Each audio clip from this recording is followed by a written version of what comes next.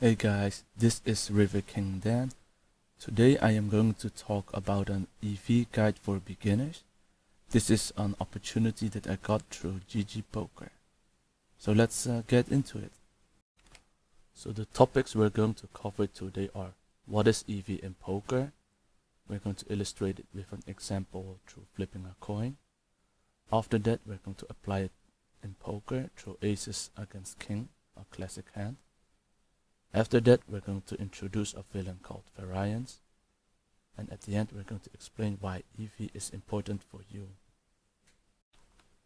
If you play poker long enough, eventually someone will mention EV to you. But what is this EV and why should it matter? Simply said, EV stands for expected value, and that is how much money you can expect to make when you are playing poker. And that happens after you play a hand an infinite amount of times in a row. When you flip a coin, there is a 50% chance for it to become heads and a 50% chance for it to become tails. If you and a friend bet on the outcome of the flip and either win or lose $1 for it, you expect for the bet to become an EV of 0.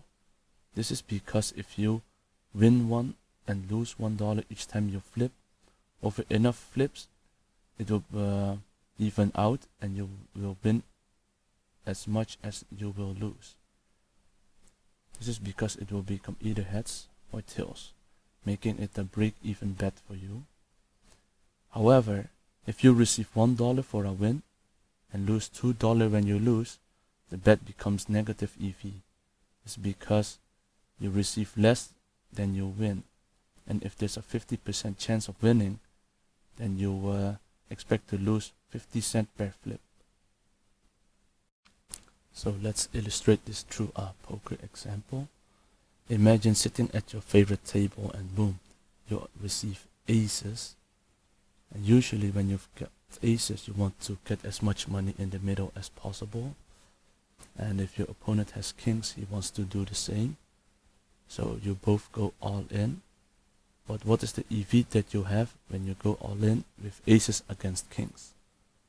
On the right side, you see that you have about 81% to win, while your opponent has about 18. We can round it up to 19% to win. And let's keep that in mind.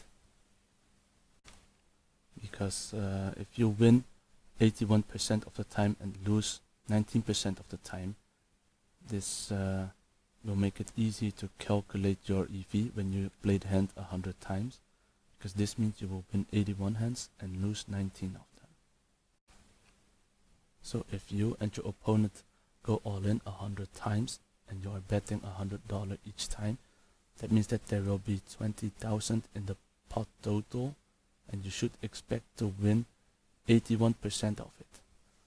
This is how you can calculate your winnings by using the 20,000 and calculate 81% of it, which is 16,200, while you are wagering at $10,000 and your opponent does the same. Pretty good deal, right? If you can find someone who will play you 100 times with this exact hand. Things can, however, change, because even though you have 81% to win, it does not mean that you will win 81 times of the 100 hands. This is because of a villain called variance. Variance is when the results are different from what you expect.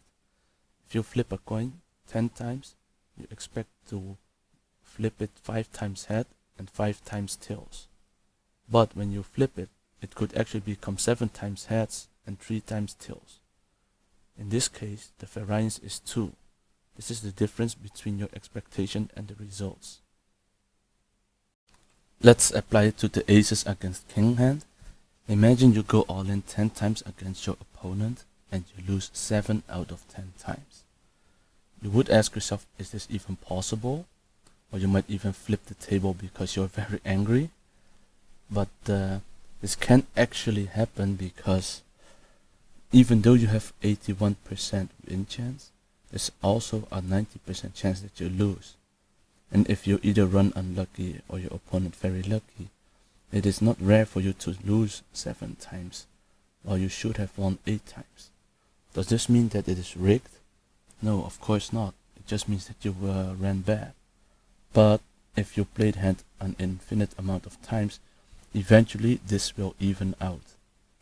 And when it does, you will be the one holding the most chips at the very end because you got it in well.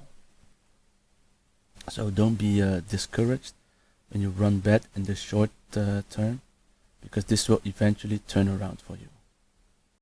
So why is EV important for you? When you make positive EV plays, these will make you money in the long term. A play has positive EV if the risk to reward is big enough. In the coin flip example, you saw an example of a negative EV because you lost more than that you got. But if you get more than what you have to risk, or the chance for you winning is big enough, it will become a positive EV play. If you like this guide, there will be a more advanced guide out sometime soon if you're interested in that, so keep up to date. And if you have any questions, you can go to the GGPoker Reddit with the link here below. So thank you for listening, and I hope you have learned something today.